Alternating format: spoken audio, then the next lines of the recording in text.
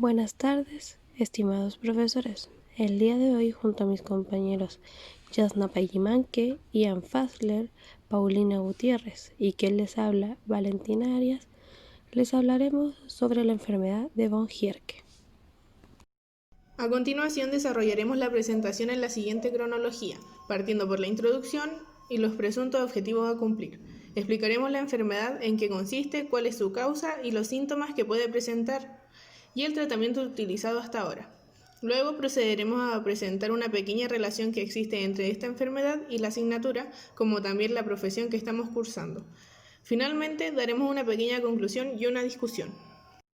La enfermedad de von Gierke es una enfermedad hereditaria que consiste en la incapacidad de descomponer el glucógeno y ocurre cuando el cuerpo carece de la proteína que libera glucosa a partir del glucógeno. Esto hace que se acumulen cantidades anormales de glucógeno en diversos tejidos. Fue diagnosticada por primera vez en 1928 por Simon van Creveld y estudiada histológicamente por Edgar von Gierke en 1929. En esta presentación profundizaremos en qué consiste la enfermedad de von Gierke, una enfermedad metabólica poco frecuente que afecta a uno de cada 100.000 nacidos vivos mundialmente. Nuestros objetivos serán, primero lo general, donde buscamos explicar y comprender la enfermedad de von Gierke en todos sus aspectos. Como objetivos específicos definiremos la enfermedad, daremos a conocer la relación con la asignatura y la carrera y discutiremos sobre las distintas páginas web y artículos encontrados.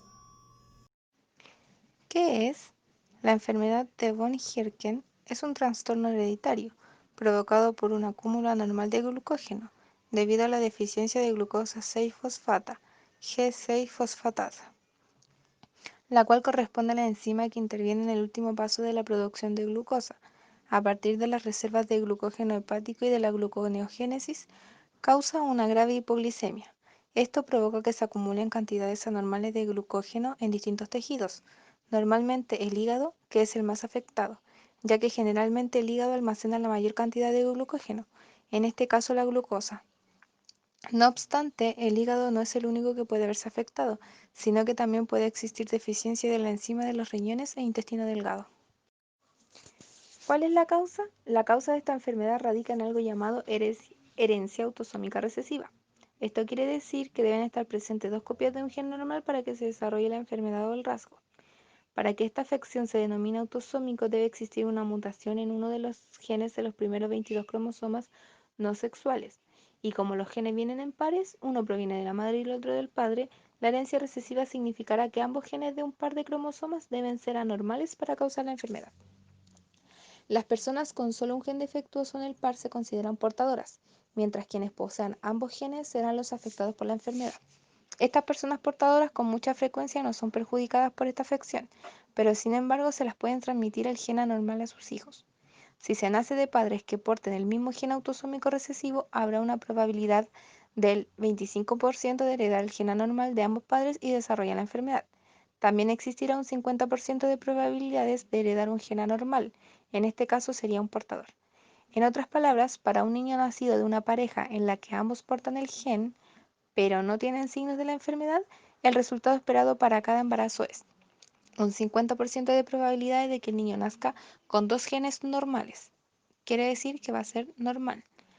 Un 50% de probabilidades de que el niño nazca con un gen normal y otro anormal. Quiere decir que será portador pero sin la enfermedad. Y un 25% de probabilidades de que el niño nazca con dos genes anormales. Quiere decir en riesgo de padecer la enfermedad. La sintomatología.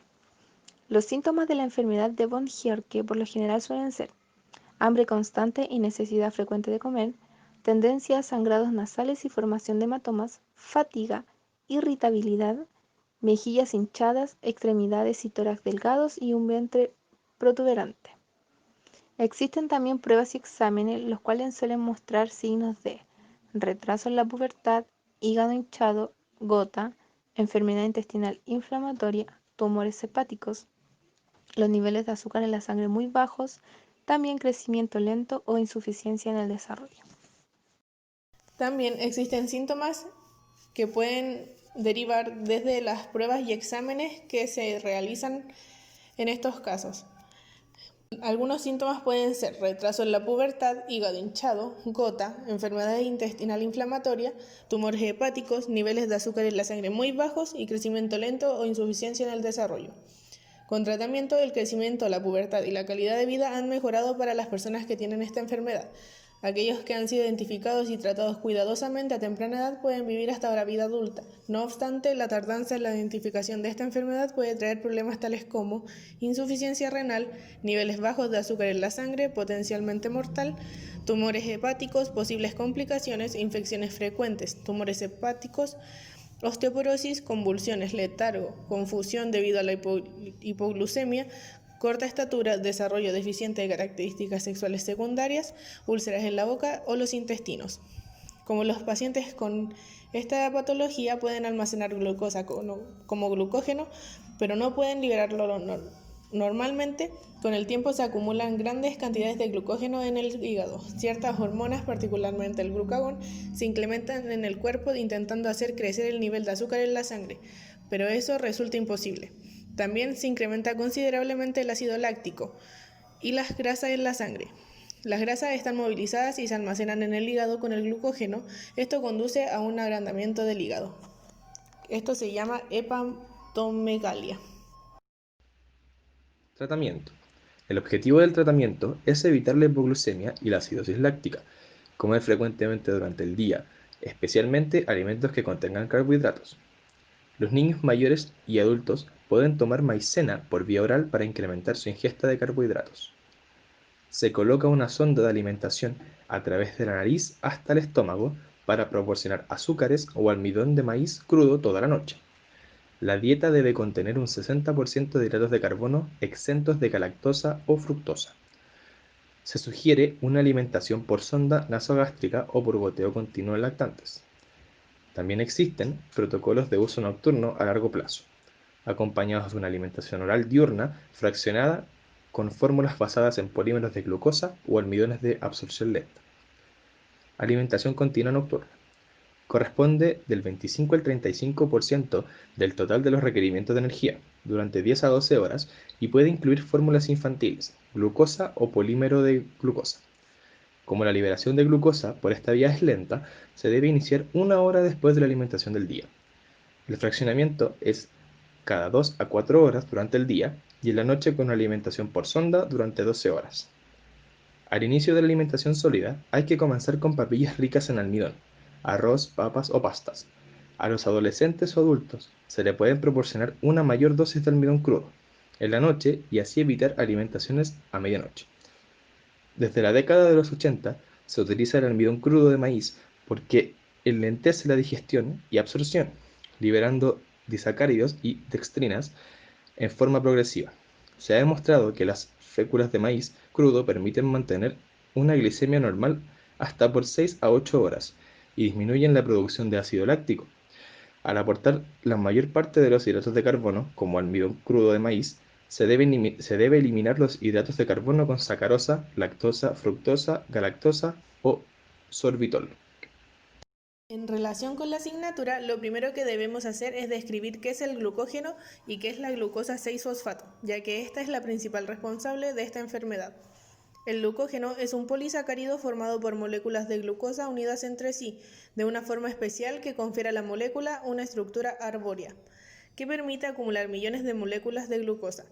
El glucógeno se sintetiza y almacena en los tejidos hepático y muscular, y los niveles pueden variar notablemente en ambos tejidos, como consecuencia de la alimentación y de los estímulos hormonales. El glucógeno se sintetiza fundamentalmente en el tejido hepático a partir de la glucosa. Una vez dentro de los tejidos, la glucosa se transforma en glucógeno mediante una cadena de reacciones enzimáticas, sabiendo que enzima es la sustancia proteica capaz de activar una reacción química definida. La glucosa 1-fosfato se transforma en urindin difosfato, glucosa, y posteriormente se van añadiendo restos de glucosa por acción del glucógeno sintetasa. La degradación del glucógeno se lleva a cabo mediante dos sistemas enzimáticos, la fosforilasa y la enzima desramificante.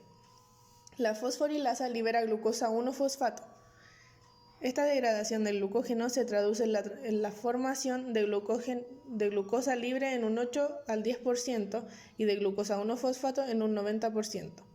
La regulación del metabolismo del glucógeno en el hígado se produce a través de la concentración de glucosa extracelular. El hígado actúa como dador o receptor de glucosa para mantener la glucemia, dependiendo de los niveles de glucosa extracelulares, y las enzimas fosforilasa y sintetasa son más importantes en este mecanismo de regulación. Hormonas como el glucagón activan la glucogenólisis a través de una serie de reacciones en cascada que utilizan el AMPC para la activación de la fosforilasa y la inhibición de la sintetasa, y la insulina activa la síntesis de glucógeno. Por otra parte, la glucosa 6-fosfata es una molécula de glucosa fosforilada en el carbono 6. Eso quiere decir que se añadió un grupo fosfato al carbono 6 de esta molécula. Es parte de la primera fase de la glucólisis, la cual es denominada la fase preparatoria. La glucosa es catalizada por la hexoquinasa y son consumidos 2 ATP. Así se logra la formación de esta glucosa 6-fosfata. Los cuidados de enfermería para esta enfermedad es el control y educación sobre el tratamiento para la hipoglucemia. En específico, mantener un control permanente con glucómetro, educar sobre las comidas y medicamentos recetados por el médico tratante y educar al usuario y familia sobre de qué trata esta enfermedad. Por otro lado, está la constante supervisión de las sondas administradas al paciente en conjunto con el continuo seguimiento de las dietas y controles que se le realizan, ya que hay aspectos del cuidado que deben estar estrictamente supervisados por profesionales de la salud. Como conclusión, pese a ser una enfermedad poco conocida por muchas personas en el mundo, ha tenido una evolución gigantesca sobre su tratamiento y los avances se han visto reflejados en un mejor pronóstico para los pacientes, no solo a largo plazo, sino que también a corto plazo. Y como medida de prevención recomendada para las parejas que quisieran tener bebés, es buscar asesorías y realizarse pruebas genéticas para identificar si existe un riesgo de que su hijo contraiga la enfermedad. Discusión. Como grupo, según lo leído e investigado en los distintos artículos y páginas web, encontramos que la enfermedad no tiene el protagonismo que debería tener en comparación a otras enfermedades muy similares, como por ejemplo la diabetes y sus derivados. Si comparamos la información encontrada de la diabetes con la enfermedad de von Gierke, tenemos más del doble de información sobre diabetes, muy detallada y con todos los cuidados y tratamientos que debería tener. Pero con respecto a la enfermedad de von Gierke, los artículos son pocos, explican muy superficialmente cómo actúa la enfermedad, al igual que su tratamiento y cómo son los cuidados que debería tener. De esta forma concluimos nuestra presentación, presentando a continuación las distintas referencias desde las cuales comenzamos nuestra investigación. Muchas gracias por su atención, nos despedimos cordialmente.